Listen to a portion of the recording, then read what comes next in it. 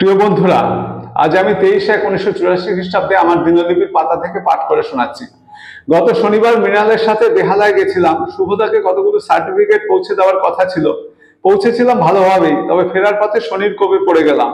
18 নম্বর বাসে উঠতে গিয়ে 18A বাসে চেপে বসলাম। ভুলটা মৃণালই ধরতে পারলো।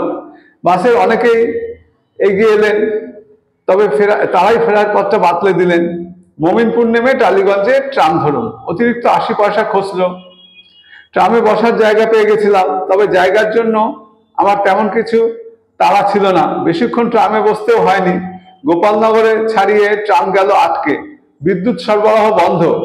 রাস্তাটা আগ বাড়িয়ে বলে দিলেন, টালিগঞ্জ যাবেন তো? সামনের মোড়টায় 80 নম্বরের মিনি পেয়ে যাবেন। মিনিতে অবশ্য নিরাপদে বাড়ি পৌঁছালাম। 11:30টার মধ্যে যাদবপুরে যাওয়ার কথা ছিল। বাবুলকে গোল্ড কাপের টিকিট দিতে হবে। যাদবপুরে পৌঁছে দেখি আজ ওদের পরীক্ষা নেই, অথচ কালই সিভিল ডিপার্টমেন্ট থেকে বলে দিয়েছিল আজ 11:30টায় পরীক্ষা। বাসে যেতে যেতে ভাবছিলাম বাবুলকে খবরটা কিভাবে দেব। দুপুরে 2:30টা নাগাদ বাবুল এসে হাজির। কাকিনাড়ার দিদিমাও সঙ্গে এসেছেন।